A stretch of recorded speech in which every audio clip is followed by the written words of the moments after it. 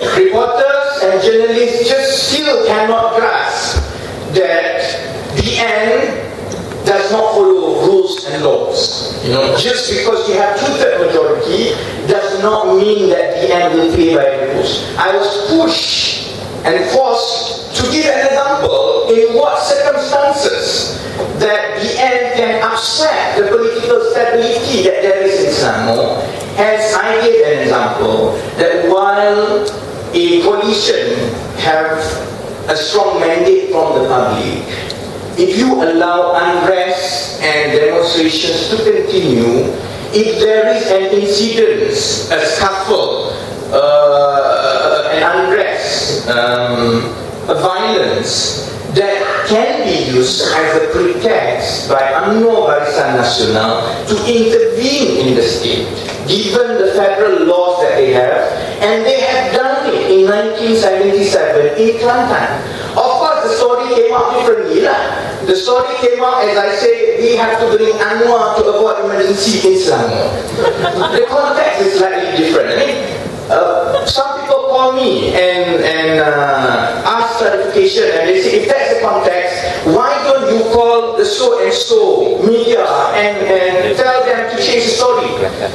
Now, we can't be like the end. You see, the same media that have been friendly to us or have been lampooning the end for the last few years, I cannot tell them when they lampoon the end it is okay, when they lampoon and spin our story it is not okay. It cuts both ways, and that's the reason why I will fix it. And I wait tonight to explain to you. It's just a permutation of events that can happen. Right? Now, I give about 5 more minutes. People say, why do we do this? I mean, why do you drag the AP and PAS and make this unpopular move? PKR has never made a popular move. I think it's because of our unpopular move. To a certain extent, it brings us where we are today. Little do we remember that in 2007, Datuk Sri Anwar, to the disgust and disagreement of almost everyone, including myself, preached to Malaysians that we should put an end to NDP. No Malay political leader has ever said that on record before 2007.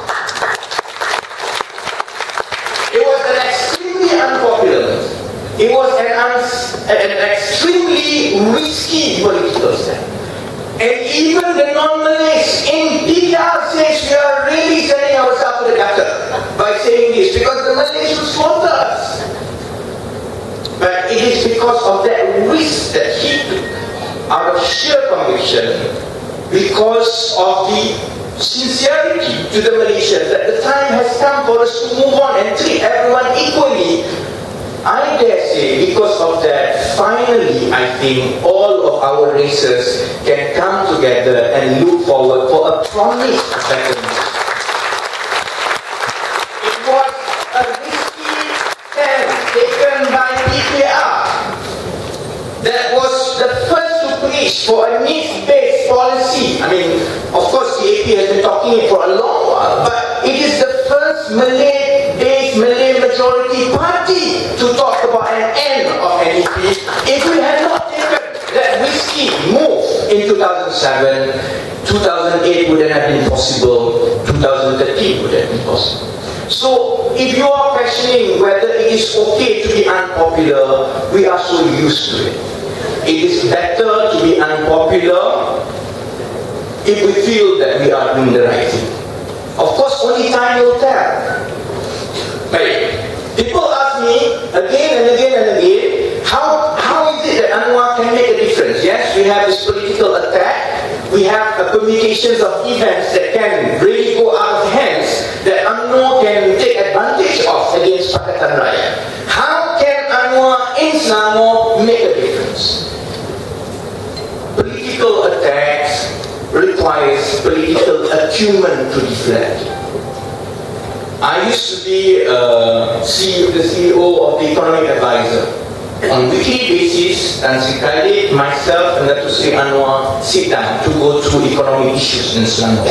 I did that for almost 3 years. So I know and I have a high respect for Tan Sri Khaled's business and economic acumen. But this is a different game. It's like if you play a football, you may have the best midfielder, but if your objective is to score a goal, perhaps you should send your best attacker in order to score the goal. If this is a political attack, if everything that UMNO is doing is all political in the next 2-3 years, then you do require a political maestro. And I keep repeating that. Okay, then people say, what's the difference between political maestro and Tan Sri Khaled? After all, he managed to get 2/3 majority anyway. Now, there's a big difference. A political maestro, I think we have to fall back to the question of expertise. Political attack requires prompt political answers. Sometimes political attack requires a counter-political attack. Sometimes political statements require a bold political statements in return. Tan Sri Khaled, being a good manager and of corporate background that he is, perhaps he did not go through the kind of political tribulations that Datuk Sri Anwar has gone through in 40-30 years of public life. That of course the way Tan Sri Khaled handled political attack is different from the way Datuk Sri Anwar's handled political attack. People ask, why do we need him as an adult? Why can't he just continue as economic advisor? Because in order to intervene in matters of Selangor, you need political legitimacy. I can speak about Selangor because I am an MP of Selangor. You can ask DAP Tony, you can ask Dr. Zul. In Parliament, if Datuk Sri Anwar stands up and talks about Selangor, the end will hound him and say, who are you? You are one ringgit economic advisor. You have no right to speak. It's not important to the public, this question of political legitimacy, but it is important for us as politicians. And we want to operate in a different setting than UMNO Barisan Nasional. There is a separate management and leadership for Selangor. The party does not intervene. We never call Tan Sri Khaled and say, please give contract, please do this and that. We have to convene a meeting, minute a meeting, officially communicate it to our Menteri Besar and say that our political bureau has discussed this and this is our opinion. Whether or not he listens to it, we don't interfere. Because that's what accountability is all about. Now that's why I caution people. If you want us to be different from UMNO Barisan Nasional, don't expect us to operate the way UMNO Barisan Nasional operates.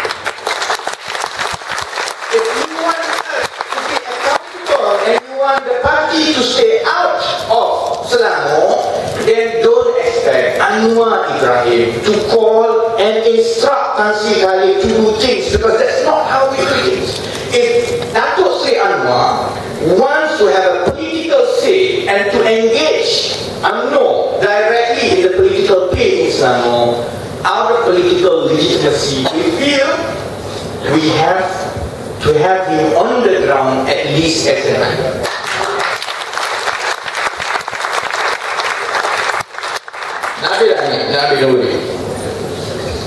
People say that what's next? One of the harshest attacks is that why can't you just say what's going to happen next? Why can't you just say that he's going to be an MB? Why all these long winding explanations? We have a very complex relationship in the state with so many stakeholders. You have the civil servants, you have the palace, you have our partners, you have the public, you have the Malays, you have the Chinese, you have the Indian. And first and foremost, we must win Kajang, because we don't take Kajang for granted. Not even once we think that by doing this we will be guaranteed of a victory in Kajang. still have to fight Kajang, and in all probability with a bloody nose in Kajang. Until we win Kajang, there is no question about what happens next. So we will do things one day at a time, because we have to manage the very complex relationship between the civil servants, the palace, the partners, the public, and so on. That's why I cannot preempt, nor it is wise to preempt what will happen next, because what happens next is predicated on what happens in Kajang on 23rd of March 2014. I just want to finish with just, I think Dr. Zul perhaps want me to share what really happens, because another harshest critics is about that we don't consult. The whole issue only gathers steam, so to speak, only about 3 weeks ago, when we feel that things are really going out of hands. And we wonder whether do we sit still or we intervene in terms of changing the political landscape. It was made possible suddenly because CCD, unknown to Dato' Sri Anwar, have confided in some of us, myself included, that he was willing to vacate the seat if that is going to break the impasse. Different things has to happen one after another before we do the next thing. When CCD has agreed, it's only then that we sit down, and then the instruction was for us to consult our partners. On 24th of January, I took a flight to Langkata to speak to Wakil. They discussed about it. We have an initial go-ahead, and it's based on that basis that we feel we have the endorsement of DAP. How the process was communicated and discussed in DAP, perhaps our oversight perhaps was it was left to DAP. Likewise, it was communicated through the political secretary of President PAS on Sunday 26th of January, one day before the resignation. It was discussed and communicated again on 27th January on the day of resignation. And after the resignation at 3 p.m. on 27 January, that night, PAS, as represented by Datuk Mustafa Ali, by Saudara Saluddin Ayub, and the political secretary of the President himself, had a discussion and consented to the nomination of Datuk Sri Anwar for the Kajang by-election. The next day, Tuesday 28th of January, we convened a Pakatan Rakyat meeting, and it was formally tabled and discussed and agreed that our candidate will be Datuk Sri Anwar. Could it have been more consultative? It could, but it would have taken longer. We would have, and we know that it was very unpopular, and it requires big belly lah. You really have to stomach the risk. Maybe we don't think that some of our partners will be willing to stomach the risk. I have to be honest about that. That's why after the initial consultation, when we think that we have the initial endorsement, we wanted to do it very quickly for fear that if you delay the process and you go to and fro with too many meetings, suddenly things will leak. Nothing in this country that is not leaked. Even Rosmah punya cincin pun is.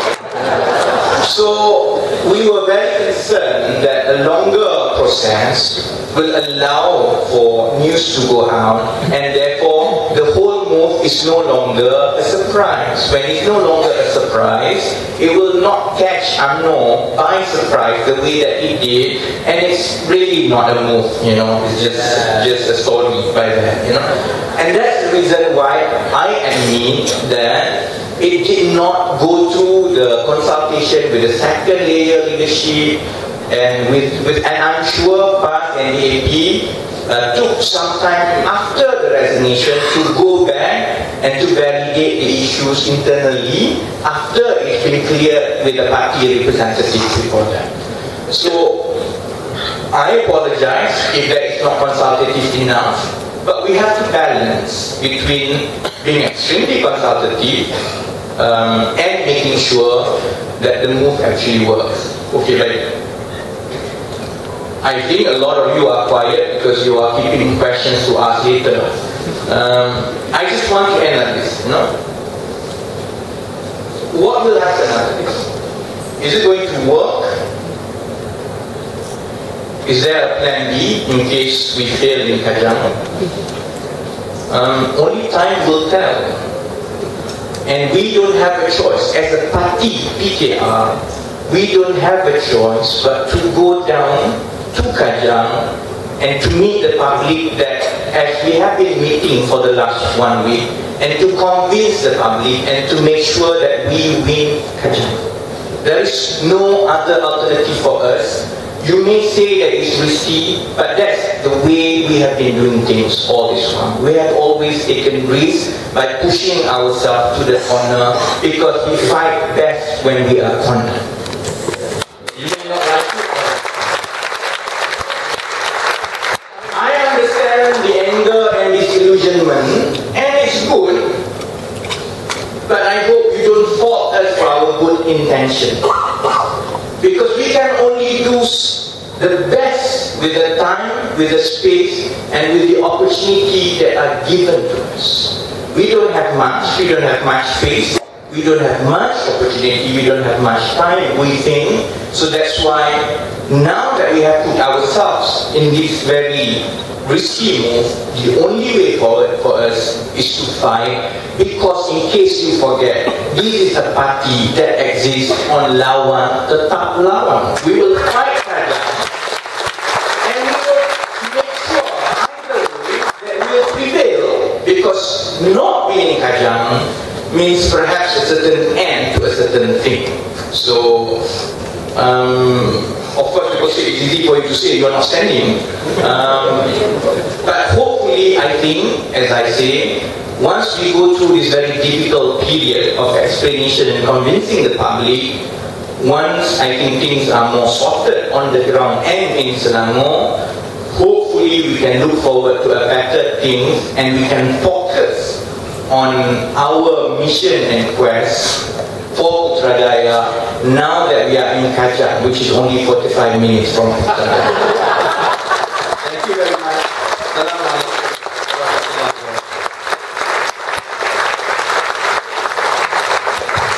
Thank you, Rafizi. I felt obliged to show him the time card because I do not want to seem biased.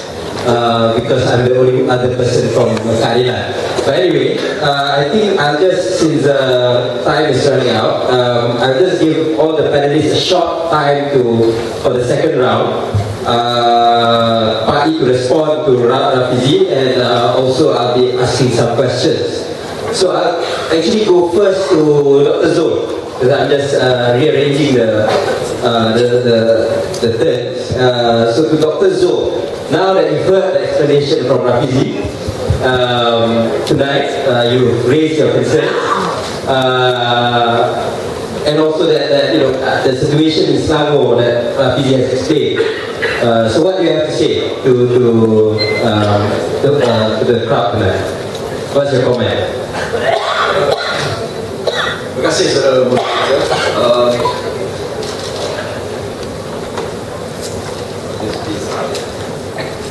Pertama saya nak sebutkan sebelum saya jawab, before I respond to this question, may I just elaborate on that if it's a pro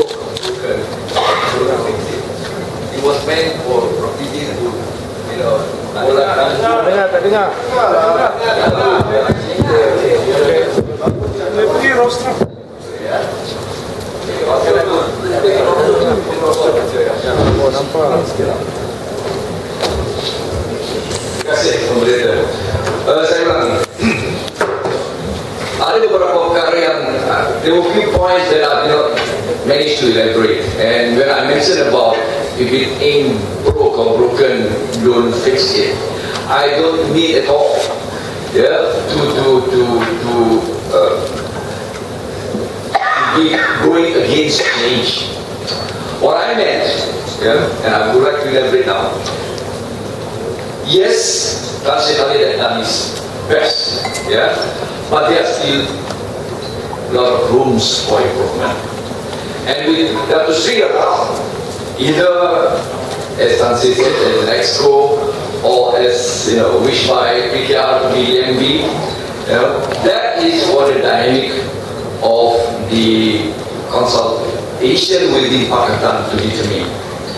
And what is most important for us is to understand that the strategic objective of this move, that also I think I have not mentioned, is to have the opportunity to make Selangor the leading state of the Federation. As an iconic state, as a state that will propel Malaysia itself to be among the league, to be among in the league of nations that are developed. So that will provide us the opportunity, and because of that we must defend, not only defend Selangor, but use it as a launching pad to convince others that we are also ready to run Putra Jaya. Yes, Rafizi elaborated the point that, you know, yes, this reason, this is the thing that there must be, you know, done with some excitement and surprise and the shock therapy or shock doctrine or whatever. I think we are more than capable, more than able to accept all those, and I think we must move on. However, we would like to remind that in future you'll take us by surprise.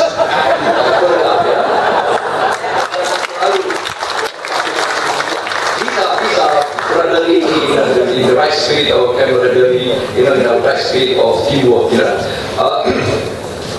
However, I must soalan lagi moderator boleh? Terus? One more minute, okay. I think what is most important for us is to ensure that, you know, having committed ourselves to this machinery by election, as I said earlier, we want to make sure that that we would not, you know, not address the issue of, it looks to many that the issue of this Kajang move was essentially instigated or initiated by the problem of Khaled, perang Khaled dan Nazmi. We in PAS will not want to believe, or we will not want to be moved by this. If we are taking all this risk because of Khaled and Nazmi, I think we want to count ourselves. However, and we think that I hasten to add, more importantly, we believe that this move, as I stated earlier, is a strategic move to actually position Dr. C within the administration of Selangor, and henceforth, by whatever position he will assume later, that is for the dynamic to be determined by the consensus. That is to be again subjected to consensus decision making. Therefore, I must say that we are on the right move, on the trajectory to winning.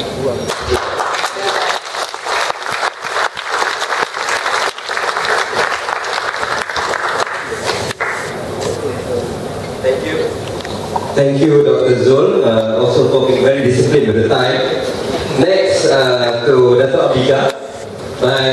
Other than commenting on what Rafizi has said, don't you think that going back to the people is actually being very democratic? I mean, Datuk Syahrir Samad did it, Tan Sri Syahrir Samad did it when he quit UMNO in 1988, just to prove that he has the support of the people. So, don't you think that that is actually something right? That's the saving grace, one of the saving graces of this move. That I think there was a comment that this was like the Perak crisis. I disagree. It's not at all, because there they didn't go back to the people. So here you are going back to the people. So that is a plus point. But let me say what bothers me, and I hope you don't mind me being frank, all of you, is this. To me, you don't ask the leader of the opposition to take such a huge risk just to be an assemblyman. To me, there has to be more clarity about the position of MB. To me, it has to be that. It doesn't make sense, it doesn't compute for me if he's just, if he's just contesting for the post of assemblyman. And I want to say this, actually, and perhaps it's also what I find disconcerting is the positions that PAS takes sometimes that seem to veer away from what the other coalition partners are doing. And I actually did some quick research on the actual voting in Selangor the last time. There was more than 2 million voters. Barisan Nasional got 33.87% of the popular vote. Pakatan Rakyat got 51.28%. It was an overwhelming win. And each of the parties, PAS has 15 seats, PKR 14, DAP 15, almost equal partners. It's a great partnership. And I'm all for disagreements within the coalition. You don't have to behave like robots, it's fine. But on a critical issue like this, I would like to see, and I think a lot of people are concerned that they're not seeing a united front. I think that is important. Or make your intentions clear. All parties should just make their intentions clear. But this whole thing about maybe MD may not be if, I find that unsatisfactory. And I think that needs to be addressed. So the reason I talked about the elections, the people of Selangor voted resoundingly for the coalition. Please don't forget that. They voted resoundingly for the coalition, and they voted resoundingly for change. If this is a critical move in your plan, then we want to see you speak with one voice. Because to me, people of Kajang need to know whether they are voting for the future Menteri Besar of Selangor. They're entitled to know that. Now that's just me. This could be very problematic for all of you, but for those who are involved, I appreciate the dynamics. I know there are problems. Let me just say that this is a concern I'm raising because a lot of people have come to me and said they don't like this wishy-washiness about MB. About the position of the MD. Now, I also want to commend Tan Sri Khaled actually because he has shown tremendous grace in this whole episode. And I am actually, I feel more confidence because I see him and Azmin and everyone actually on board with this Kajang. So that also, obviously gives the impression to me that they appreciate the reasons that Rafizi has put forward. Those reasons, I don't accept all of them, sorry, I don't accept all of them. I understand some of it. I understand the situation in Selangor. I may not be convinced this is the best way to do it, but as I say, that is in the past. It's happening. So now, I think it's important that the people of Kajang make the best of this move. But again, as I say, this whole thing about ambition, it's this uncertainty that people are uncomfortable with. So I would like to see greater clarity from PAS, sorry, with due respect, speaking very directly here, Dr. Zul. greater clarity, because to me it's not good enough to say you're supporting Datuk Sri Anwar in Kajang for post of assemblyman and nothing further. To me that doesn't say anything actually, and I think the people of Kajang deserve better. You need to be clear about that. But if that is your stand, if that is the party stand, say so clearly, and the other coalition partners have to state their stand clearly as well. Now the last point I will say is this. I have to disagree. Oh, by the way, the one very good thing about the Kajang elections is the EC has been stopped in its delineation exercise. That was the biggest positive that came out in the paper. They said, oh my goodness, because of Kajang we can't do the redelineation exercise. I'm very happy about that, by the way. But they did. Tony, I have to take issue with you on one thing, and that is telling voters that if they don't vote for Datuk Sri Anwar Ibrahim, it will be the end of Pakatan Rakyat. I don't think you should pitch your case that way. Because really, I don't think it would be. With due respect, your party has to be stronger than that. But I think it is a significant risk for Datuk Sri Anwar himself, yes. He's taking that risk, yes. But I think people of Kajang, I think you have to trust them. You can trust them. You can trust Malaysians. We get it, okay? We get it. But we want you to be straight with us. That's all. Thank you. Thank you, Dr. Ambiga. I think that's the great thing about having this one non-politician on the panel tonight. And talking straight.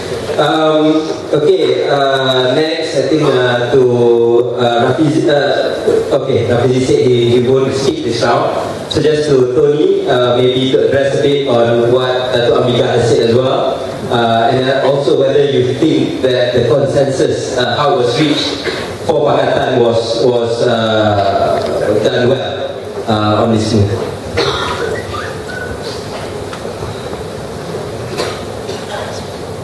I think on the issue of consensus as referred to Dr. Zul, I think it's in the past.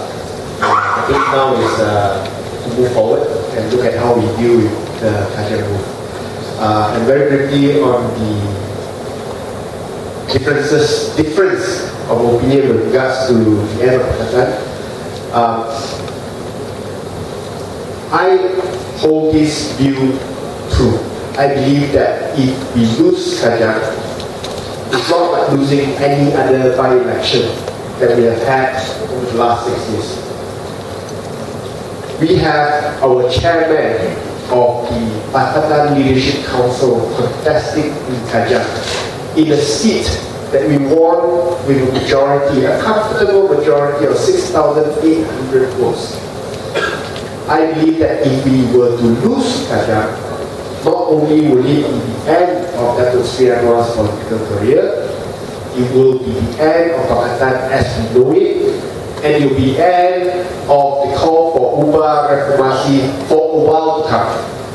Whether we might recover in 6 years' time, 8 years' time with the birth of a new leader to lead Pakatan, yeah, sure, maybe. Whether it's still called Pakatan or Gagasan or something else, don't know.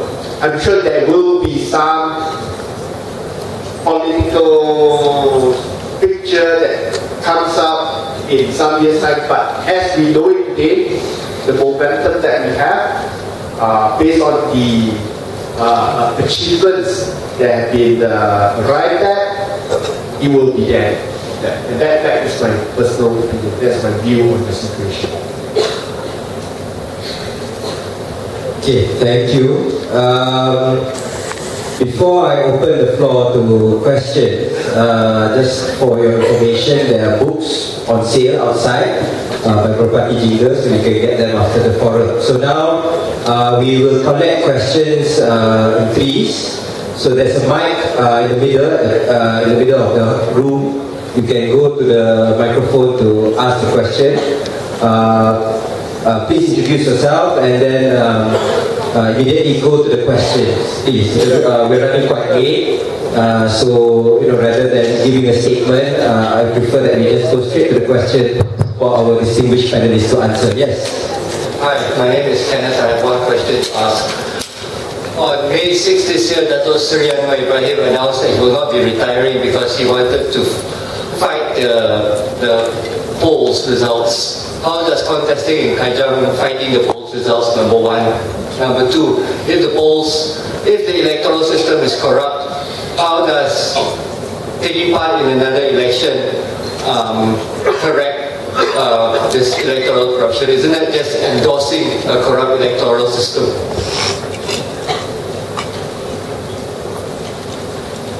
Salam, disebabkan straightforward.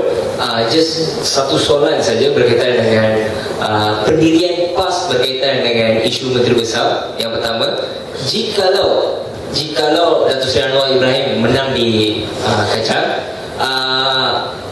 adakah PAS akan menjadi penghalang utama untuk supaya jikalau parti-parti lain bersetuju untuk menjadi penghalang utama kepada Dato' Sri Anwar Ibrahim menjadi Menteri Besar? Jika menjadi penghalang utama, apakah sebabnya? That's all. Thank you. Okay, Dr. Farouk. Thank you, Mr. Moderator. I'm here on my personal capacity, and the question I'm going to ask is not from Brazil but from myself. Okay, so I hope that it's clear. Okay. All right. So first of all, I think I'd like to comment on Tony Pua. When you're talking as if like Dato' Sri Anwar is indispensable, you're portraying that way so that you're putting us in a very difficult position by saying that if we don't elect him for the coming election, then it's the end of the Pakatan Rakyat. So you're putting us as an answer. To me, it seems like you're putting us as an answer. And secondly, to Rafizi as well, I think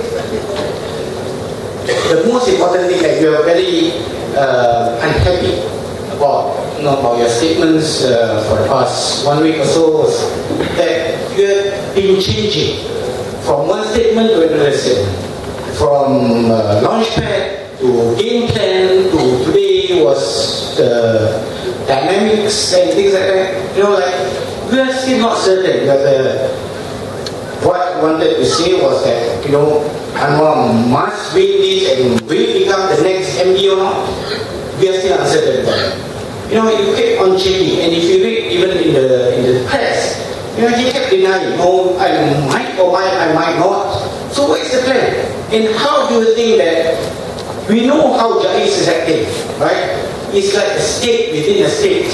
And how could, if he becomes an assemblyman in Selangor, how do you think that he could be able to control these people? A state within a state. How could he make change in all these political dynamics in what you're talking about? Yes, thank you. Okay.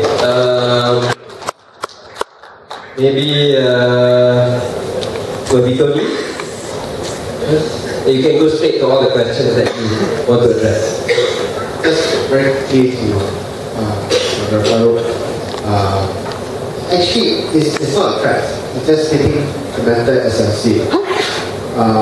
He may be one person in Pakatan, there are many leaders in Pakatan. There's myself, there's Kuning, there's Christian, there's Hadiawang, but he's the symbol, or he's seems to be leading the movement. So in an army, you can have your top general and your generals and your lieutenants, your colonels. If he falls in Kajang, then it will be a massive political impact to solve the word on Pakatan Rakyat. There's no question about it. It is not a threat. It is a statement of fact. If I'm on life support, if I say, if you pull the plug, I'll die. It's not a threat. It is a statement of fact. If you pull the plug, I'll die. Okay, but I'm not saying we are blind support. I'm not saying we are not blind support. I'm just saying that taking as fact in Kajang, if we were to lose, it will be a massive blow. Dr. Zul? Soalan tadi dalam bahasa Malaysia saya jawab. Apakah PAS akan menjadi penghalang utama? Ya, soalan ini soalan bocoran saya tahu. Kami telah tegaskan bahawa pendirian kami seperti mana yang telah disebutkan oleh Tuan Guru Presiden dan juga beberapa pimpinan yang lain, itu adalah pandangan kami dan pendirian kami. Ya, saya tahu Datuk Ambiga mahukan terbetulkan yang lebih tegas, jelas, tuntas, ya, clarity dan sebagainya. Tetapi buat sementara ini, buat pada simpangan ini, pada at this particular juncture, ya, ini adalah pendirian kami dan mungkin dengan perhitungan-perhitungan yang telah kami terangkan, antara lainnya kerana kedudukan ya menteri besar yang telah ya berperanan dengan cukup baik. Ya. Meskipun ada masih lagi room untuk ataupun room for improvement. Ya. Jadi apa yang nak saya tegaskan? Persoalan memandang kepada peranannya Datuk Seri, ya, saya boleh merasionalkannya begitu, ya, yang perlu menumpu kepada dimensi federal. Itu adalah pandangan-pandangan yang pernah disuarakan dalam perbahasan kami. Jadi bukannya persoalannya adalah memandang kepada apa yang sepatutnya menjadi penekanan dan keutamaan dia. Jadi banyak lagi isu-isu yang kita perbincangkan dan perbahaskan. So in final analysis, ya, dalam kemunculan ataupun rumusannya adalah lebih baik kami memandang bahawa beliau itu diberikan tumbuhan. Ya. We believe that his focus should be fighting the onslaught of Barisan Nasional at the federal level. Dan apapun kebaikan yang ada pada Datuk Seri mampu dilakukan dan diberikan sokongan dan dukungan kepada kepimpinan Tan Sri di peringkat negeri. So ini pandangan kami, I think we are able to, demokrasi is what managing design. Demokrasi adalah mengurus perbezaan dan saya kira you have to be common copy of one another. That makes us beautiful dan baik dalam Pakatan Rakyat. Jadi saya yakin saudara-saudara tidak akan memberikan room untuk kami berbeza pandangan. And I stand to support, I stand to defend the position of my party. I'm not talking about how I personally feel. Ya, jadi ini adalah kebutuhannya dan saya berkewajiban untuk menerangkan kepada tuan-tuan semua. Jadi itu bukannya. And then, even the event that the consensus in the final analysis ataupun setelah kita berbincang bahawa Datuk Seri mau diangkat sebagai Menteri Besar Suri, because that is democracy, and we would.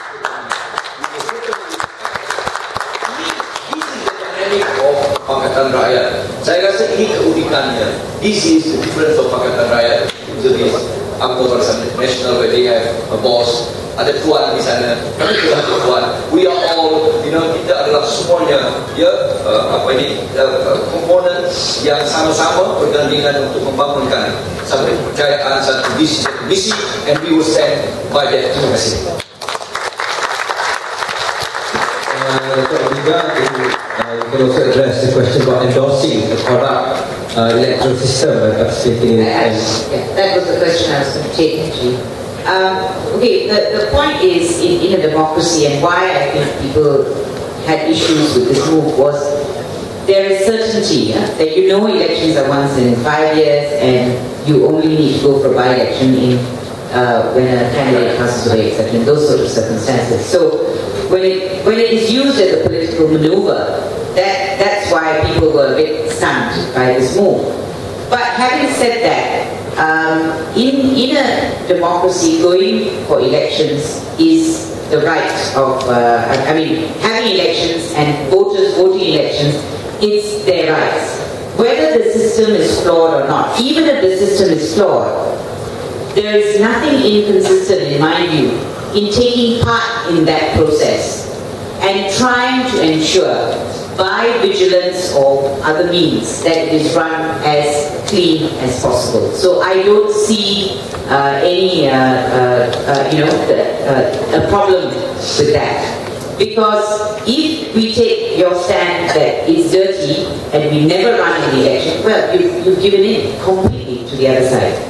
Then the other side will just keep running dirty elections in the hope that you will not participate, and they will just run riot. So that doesn't make sense either.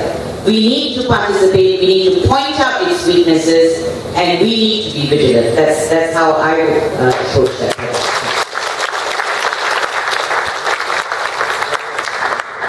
Okay, Sir Rafizi, addressing Farouk's question. So the Farouk asked about my so-called changing statements. I wish if everyone can refer to the first right. And I have explained on the issue of a convergence of factors. It is true that there are 2 or 3 considerations. If you ask me honestly, was party problems was a factor? It was a factor. Was making Selangor a launch pad for Putrajaya and part of a bigger Pakatan Rakyat strategy a factor? It was a factor. Was some disagreement with Tan Sri Khair's handling of certain issues was a factor? It was a factor. These factors had existed for years. But the dynamics of development since 505, especially with regards to race and religions in the last few months, was the final push that together convinced us. We never believed that we should do it because we needed to solve my problem. We never believed that we had to do it to show our disagreements with Tan Sri Khair. But once you reach a critical factor that we think that we had to intervene when it comes to race and religious issues. Now the fact that it also addresses and meets some of the objectives of the others, that's a normal thing. And that's exactly what I have outlined. The primary objective, the primary motive for this is to really stop, at least to deflate the temperature for the time being, and to alter the political landscape in Anwar and in Selangor. While we are at it, once we can do that, we think at the same time we can also bring cohesion to Tan Sri Khair, Saudara Azmin, Dato' Sri Anwar, to the PDR teams in Selangor. What's wrong with that? It's even better. No, it provides a bigger impetus for us to do it. If, for example, by having Dato' Sri Anwar in whatever capacity in Selangor can improve and settle some of the disagreements or policies that we think could have done better, and that in the long run and in the bigger picture helps us to win Putrajaya, that's also an objective. I have been in organization corporate when we strategize, and I was a corporate planner, when we strategize, don't tell me you just strategize for just one objective. You have a primary objective, and hopefully the more goals and the more good things to achieve out of it, the better. So if you want to fault us for waiting for all this convergence of issues to come together to provide us a compelling reason to do it, I can't disagree with you, it's your right, of course. But we feel by having 3 or 4 of these objectives achieved, at the end of the day, the bigger picture is we will move closer to Putrajaya. And what's wrong? Some of the lampooning that happened after that, you know. That's why we decided, orang tanya, kenapa tidak diumumkan terus sebab-sebabnya semasa peletakan jawatan? It's precisely because we wanted to avoid spoken statements. Because spoken statements can be misconstrued taken out of context or spin to be something else. That's why we waited for one whole day, allow people to get angry, because we wanted to make sure that the first response is in writing, because then you can always go back to that writer. If Doctor go back to that writer, I'm confident that you will see that is how we lay out the case one by one. We have 2 or 3 of these factors, but the most compelling factor that push us beyond and convince us we have to do this is, of course, to deflate the temperature and to stop the end from continuing playing the race and religious issues in. In fact, people tell me the less you speak, the better. I can't, because people like you keep asking. So that's why, I wish as many people go back and refer to the initial write-up and the second interview that I gave, because in that interview, I also addressed the concerns that Ambiga asked. Why can't we be just forthcoming with people of Selangor, whether or not Dato' Sri Anwar is going to be an MP? If we say that now, you bring other stakeholders that may complicate matters too early. Because the moment you talk about the question of MP, it's just not a matter for Pakatan Rakyat. There are other stakeholders involved. And we have to do things one by one, step by step, achieve a victory in Kajang first. Out of that, we will cross the bridge when we are there. And I don't think we can do it any other way, because telling people immediately what is the plan may complicate it further with all the other stakeholders. Which are complex. I'll try, I promise myself, hopefully this is the last order that I have to explain. After this, any reporter that asks me, I will ask you to refer to this order. Because the same question has been asked over and over again. If I cannot convince you after this 1 week and after this long order, I have not convinced you, then whatever questions you ask is just to take a break back at me. It's not really to get an answer. You already have the answer, you are not convinced, leave and let me. Let us move forward. You will agree, and we will be. Thank you. Senator Rafizi. Soalan lain, we can still go for one more round. Last round. Ya, Datuk. Yes.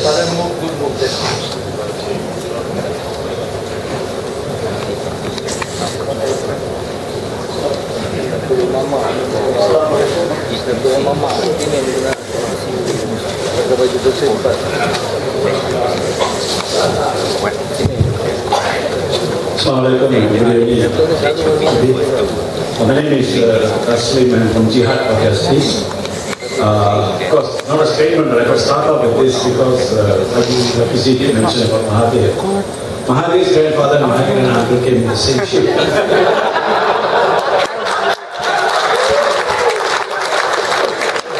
But he has become a very ambitious man. For doing all what he's doing already.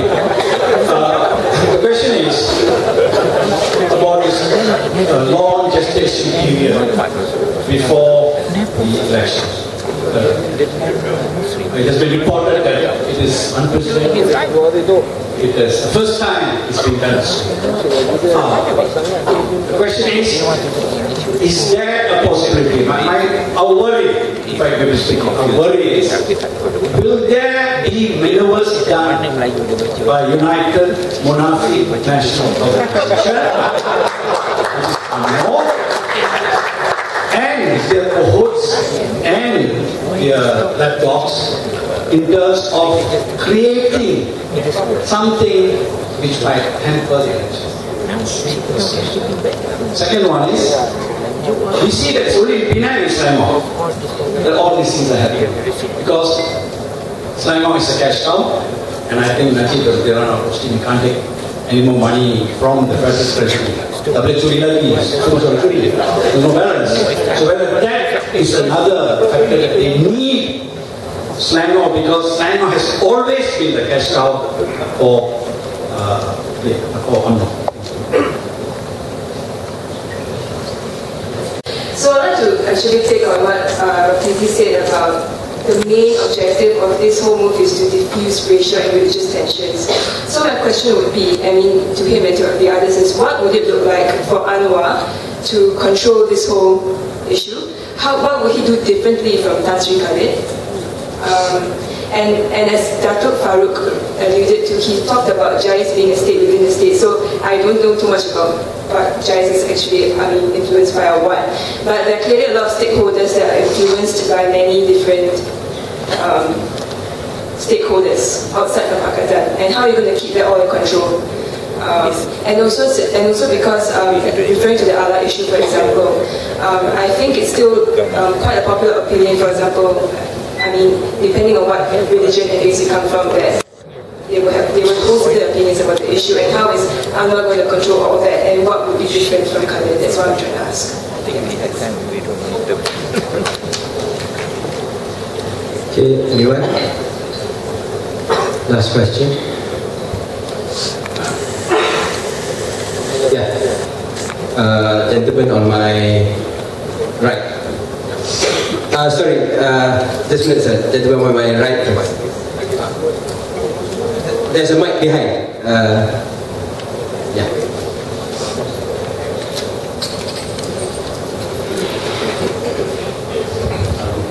My name is Lee. I am from Subang Jaya. I just read the latest Financial Times this morning, and the title of the article is "All Knives Are Out for Najib."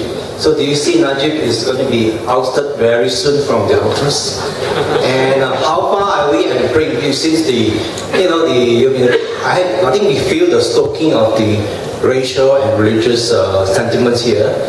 Just like you were saying that all this stuff here, how far are we at the brink? Because we are not in the rural areas, we don't know what's going on in the so-called road shows. We are in the urban areas, we don't feel anything at all on the surface. So how far do you feel that we are near the brink? Thank you. Assalamualaikum dan salam sejahtera. Saya nak tanya YB Rafizi satu soalan. Apakah jaminan dari Pakatan Rakyat untuk selesaikan semua isu berbangkit ini selepas Datuk Seri Anwar menang di Kajang? Kerana kami sebagai orang muda, kami nampak kalau isu ini masih berbangkit selepas ini, kami anggap Kajang Move ini adalah satu taktik yang kemungkinan besar nampak menipu, dan kami nakkan jaminan konsensus dari Pakatan Rakyat, beri jaminan itu kepada penduduk negeri Selangor khususnya dan Malaysia. Amin. Terima kasih. Okey, terima kasih atas semua soalan. Jadi again, I'll just move, and then I think all panelists can give their final closing statements as well after they answered the questions that are relevant. So, Satu Tony.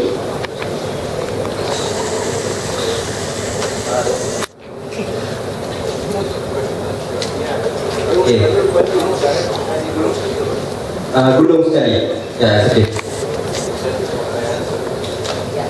Okay, fine.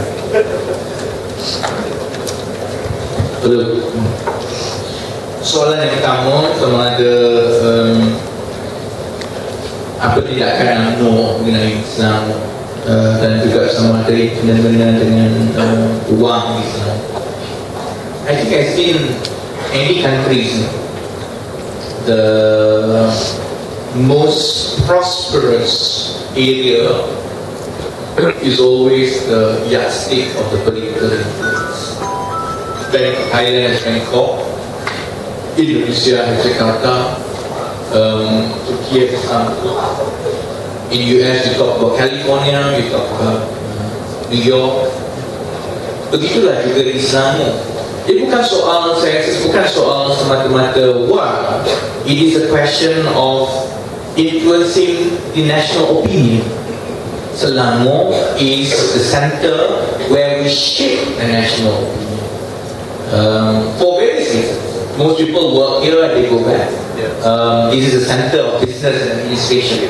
So long as Selangor is out of UMNO's Barisan Nasional clutch, they will continue to decline to become a fringe party. And anyone knows, if you want to remain in power, you cannot be a fringe party, and you must have a strong base in the most prosperous and influential center of the country. And that's how strategic I think Selangor is. Whether or not Najib has maneuvers, I don't think Najib has any maneuvers nowadays. It's more like Mahathir's having maneuvers. Whether or not UMNO is really going after the wealth of Selangor, I think it's beyond me. I don't know. But anyone who plans for political campaign knows that if UMNO continues to be completely irrelevant in Selangor the way that it is now, it's only a matter of time, by natural decline, that Barisan Nasional will be pushed out of Putrajaya. So anyone in UMNO will realize that the failure of Najib to wrest Selangor from Pakatan Rakyat in the last general election is a failure of Najib to defend and to maintain the supremacy of UMNO, and that's why I think part of the reason why there is no with him. The second question is how Anwar would have done things differently. You see, all these issues on Kalimah Allah, on confiscation of Bible, these are all political issues. And political issues means you have to confront it immediately. And how do you do it? Sometimes you make instructions, sometimes you make political statements, sometimes you make a move politically, before others make a move. I think Jais remains a big question mark. Some people mention there is a government within a government. So, do we allow it to continue? Can we sit down and discuss what kind of influence and control and accountability of a Selangor government exco in charge of Islam can have over time? These are all the issues that requires not just clarification, but perhaps a firmer hand in order to deal. If we deal with it rather administratively, not only that we delay the problem, but delaying the problem allows for unchallenged a status quo, which means that if certain parties in Selangor feel that they are out of touch, they are out of reach, ataupun they cannot be touched, these are certain issues that have to be confronted and discussed and managed politically. These are not administrative issues. I'll give you an example about the NEP. There's a very big difference between a politician confronted with an issue of race and religion and discrimination like NEP. There is a big difference between a politician managing it and perhaps an administrator. An administrator will discuss it differently. A politician will say it is wrong, we have to move away from NEP to need-based policy. There's a big difference. Same, I think, in the case of race-religion complex in Selangor. If there is anything, I can understand that Tan Sri Khalid perhaps has been very careful in managing all this. It has helped us in the first term because perhaps preserving the stability and the trust of all the stakeholders are important for us to sustain the first term. But then again, when UMNO switched the gear and the attacks are different, then we have to wonder skillful management of such issues will deliver the right results. So I think that Sri Anwar, as a political leader, I think will provide a stronger leadership, a better clarity, and perhaps in some circumstances, a more prompt action when confronted with the kind of issues that we have seen in the last 7 months. How is it going to happen? Well, I think, my hope is very simple. My hope is very simple. I hope having Datuk Sri Anwar Ibrahim on the ground in Selangor in whatever capacity will spook UMNO so much so that it will take them 1 year to figure out how to respond. If they have to go back to the drawing board, they will think, how is Anwar going to react and going to attack us on this?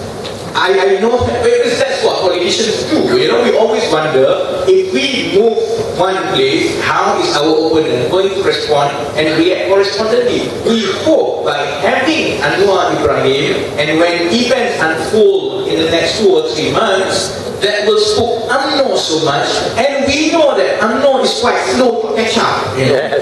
So, if we take 2 months to figure out what to do, UMNO hopefully will take maybe 1 year what to do. Once I think a different political challenge is being put in place in Selangor. The next question is, what happens to Najib? You see, you can write and read UMNO's history because it keeps repeating itself. 1997, when Surat Layang, and when repeatedly you hear people close to Mahathir making allegations and attacks on Anwar Ibrahim, you know something is brewing.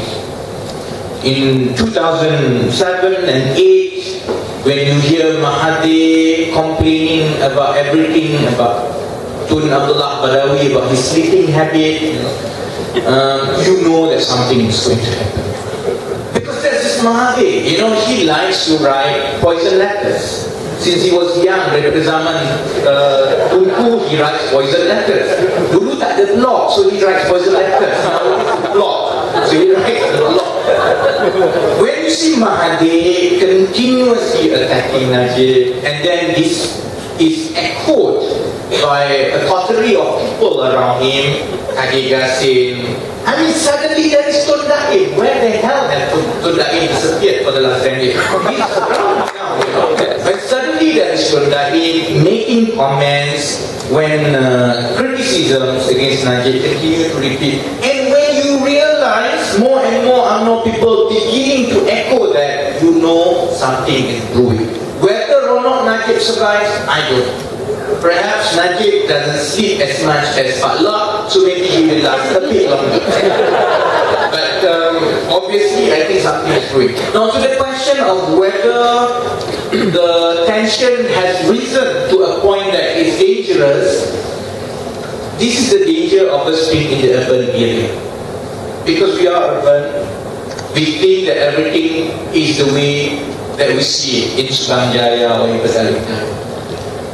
As a Malay, and I come from Kampung, I come from Terengganu. Over the years, over the last 3 or 4 years, the divergence of understanding and the mistrust of Malays against non-Malays, the non-Malays against Malays, I think has gotten worse. And that's why I am particularly concerned. That's why I make a point, for example, at any point I take about 20 interns from multiracial so that we can, put them together and understand each other's perspective. Because on the ground, there is a divergence of understanding between Malays against the non-Malays, the Chinese and the Indians. Do we have anything, a tool to objectively assess whether it's dangerous or not? We don't. So we can only take extra precautions. And I understand if you think that we are an alarmist, whether we raise the red flag much earlier when people think that perhaps it's not as dangerous. But I think it's better to be an alarmist when it comes to race and religion because it is explosive.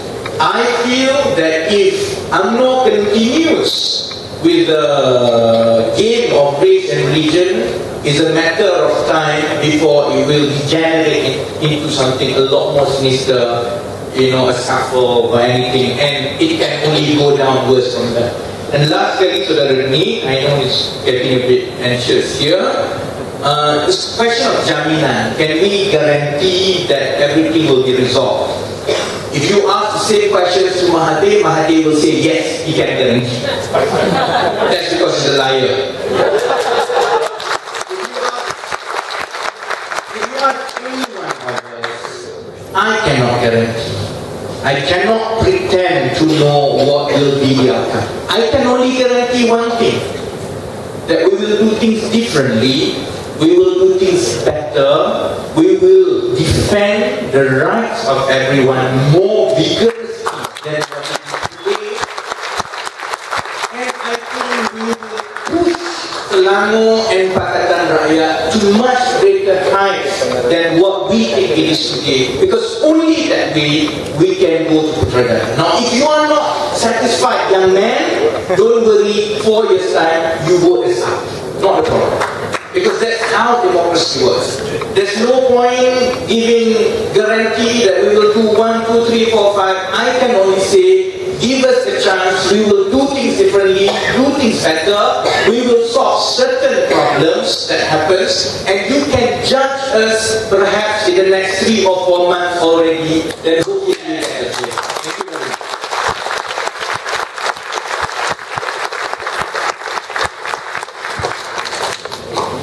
I'm quite sure that you would agree with me that never a dull moment in Malaysian politics. And we politicians, you love to hate, we are making this excitement by the day. So if I could just quickly take mention of what Dato' Nazmi asked earlier about why 55 days as opposed to 23 in Kuala Lumpur and 35 in Sungai Lima. So I think not much to be said. Actually, you know very well the space that they require. And I think I could illustrate this by bringing about the comment that I gave to Free Malaysia today, yesterday. When the EC chief make mention that he is not responsible in so far as critique or characterization, his level against anybody outside, he can be clear. I give my comment that election or the politics and the new politics and healthy politics is just not about being during the period, because democracy is about what happened before, during and after the campaign. So I think this goes without saying why they require this. And they think that they could level a amount, a campaign that is pretty fair. Yeah. And I don't think it. I don't think it's so much. Okay. Secondly, I would dare say that this issue about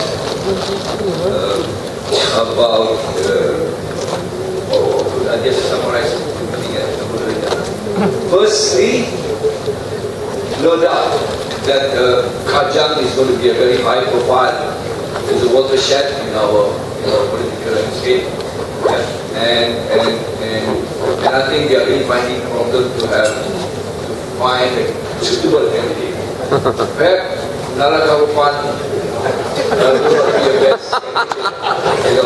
If they really fail to find a candidate, then all of you would agree that they should consider Dato' Sri Najib Tugaza. Yeah.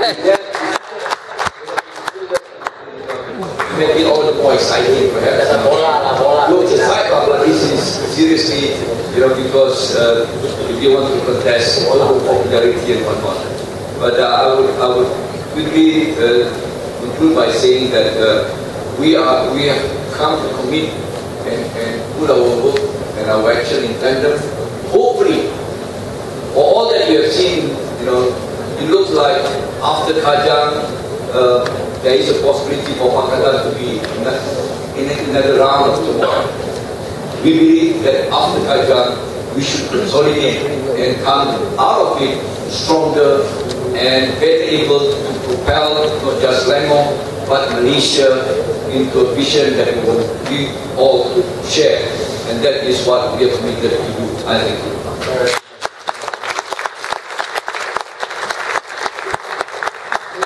Very quickly, I think I have much to add to this discourse. I think the only thing I perhaps would like the audience, the people who are watching online and content versions later, is not to take Kajang for granted. I think it's crucial that we do not take Kajang for granted for various reasons. Number one, we have 55 days. 55 days of non-stop onslaught coming up from Barisan Nasional. They will be attacking Kajang with goodies, with cash, with handouts, with media, eyes, with everything they have in their arsenal. Okay? It will affect us. They will play race, they will play religion. Your MCA telling the Chinese one thing, their UMNO telling the Malays another thing. They will play the same game over and over again for the next 55 years. Number two, there's a fear. In by-elections, turnout tends to be lower. General elections over. This one by-election only. Not so important. So don't come. And that will affect us. Because majority of Kajang voted for Pakatan in the last elections. And number three, of course, the ones we are most concerned about, and the reason why I believe this forum is held tonight, is to our supporters. I assume many of you are our very strong supporters.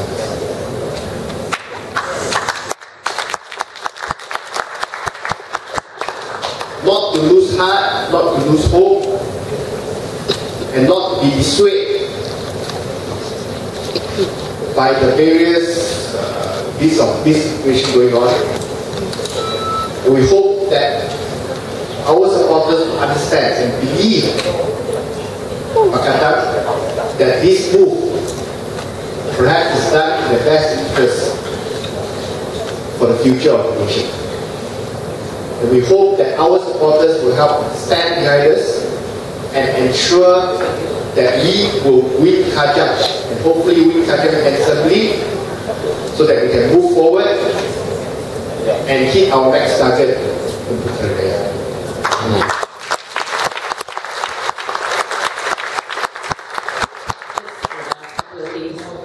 One is I do actually want to repeat Rafizi's concern about the way in which they're whipping up religious and racial sentiments both in Selangor and Penang. And it is kudos to people of Malaysia that it hasn't deteriorated to a situation where people are fighting. It is really credit to Malaysian.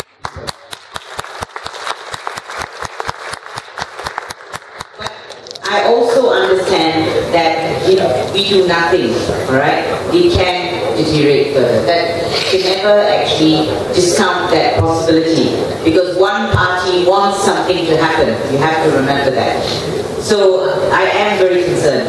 I'm just making this as a general statement. I'm very concerned that there are people out there who are trying to destabilize both in Selangor and the surprise, Penang. But I will end with this, and it is by saying and making my appeal against the voters, because ultimately, for me, they are the most important. At the end of the day, they are the ones who are suffering the inconvenience of voting again. But I have suggested that they look at it differently, that they look at it as an opportunity, that really there is so much going on in the nation now that is cause for concern, that is making people very depressed. There just doesn't seem to be anything to celebrate, the way things have been going on since the elections. I actually don't know how or why a government with 133 seats feels so insecure. I've never worked that one out. But it is the insecurity that is dangerous. That's what's causing the problem. This is me, Ambiga making this comment. I'm not speaking on behalf of anybody. This is my own little analysis, okay? So I think really if this election, if they throw everything at you in the next 55 days, the people of Kajang will know what to do. I have that much confidence, okay? They've already spoken once. If people throw everything at the kitchen sink at you and they sink low, have trust in the people of Kajang. I do. And finally, I'll say this. I don't like this 55 days before the elections are being held. I think the EC chairperson said that it's an unexpected by-election. Since when are by-elections expected?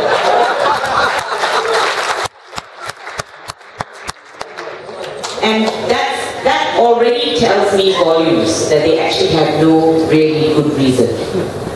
What preparation you've managed to prepare in other places where there were by-elections. So I don't buy that reason at all. So I actually have no reason to believe that this EC has changed from the general elections, and I would actually ask people of Kajang to be vigilant and watch and keep an eye on your by-election. Thank you.